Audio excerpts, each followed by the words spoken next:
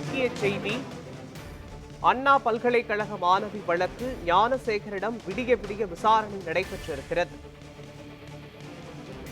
அண்ணா பல்கலைக்கழக மாணவி பாலியல் வன்கொடுமை செய்யப்பட்ட வழக்கு தொடர்பாக ஞானசேகரனிடம் விடிய விடிய விசாரணை நடைபெற்றிருக்கிறது.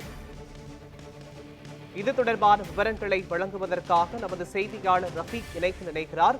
ரஃபீக், அண்ணா பல்கலைக்கழக மாணவி பாலியல் வன்கொடுமை செய்த வழக்கில் ஞானசேகரனை கைது செய்து காவல்துறை 7 நாட்கள் விசாரணை செய்ய நீதிமன்றம் அனுமதி வழங்கியது. இந்த நிலையில் விடிய விடிய அவரிடம் விசாரணை நடைபெற்றிருக்கிறது. தொடர்பான விவரங்களை பதிவு பண்ணுங்க. நன்றி மோகன். ஞானசேகரன் மேல் காயங்கள் எடுப்படாத வகையில் புலனாய்வு போலீசார் விடிய விடிய இரவு விசாரணை மேற்கொண்டு வருகின்றனர்.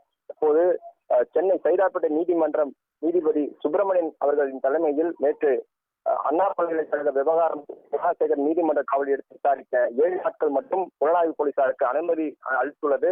இந்த 7 நாள் கஸ்டடி என்பது நேற்று இரவு முதல் ஆரம்பிக்கப்பட்டுள்ள நிலையில் தற்போது புலனாய்வு போலீசார் நேற்று ஞானசேகரை விடிய விடிய, அதாவது மேல்காயங்கள் ஏற்படாத வகையில் விடிய விடிய விசாரணை மேற்கொண்டதாக கூறப்படுகிறது.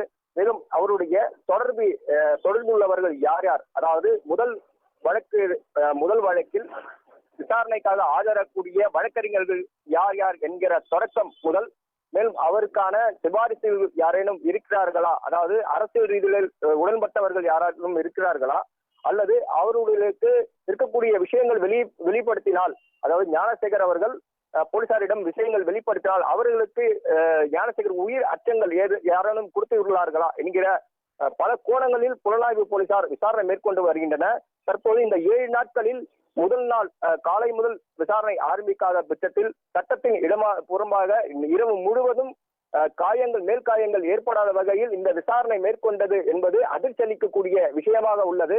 மேலும் இந்த முதல் நாட்களிலேயே இது போன்ற விசாரணை ஏற்பட்டிருந்தால் நாளை, அதாவது இது சமீபத்தில் நடந்தக்கூடிய விஷயமான ஞானசேகர் போலீசார் ஞானசேகரை பிடிக்கும் செல்லும் போது வழிக்கு கீழே விழுந்து காயங்கள் ஏற்பட்டு, அதாவது மாவுக்கட்டுகள் போடக்கூடிய சூழ்நிலை ஏற்பட்ட நிலையில் தற்போது விடிய விடிய விசாரணை என்பது அவர் எந்த அளவிற்கு உள்காயங்களோடு வெளியே வருவார் என்பது கேள்விக்குறியாக மாறி வருகிறது.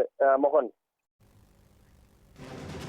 அண்ணா பல்கலைக்கழக மாணவி பாலியல் வன்கொடுமை செய்யப்பட்டு சிறையில் அடைக்கப்பட்ட ஞானசேகரனிடம் விடிய விடிய விசாரணை நடைபெற்றது. இது தொடர்பான விவரங்களை வழங்கியதற்கு நன்றி ரஃபீக்.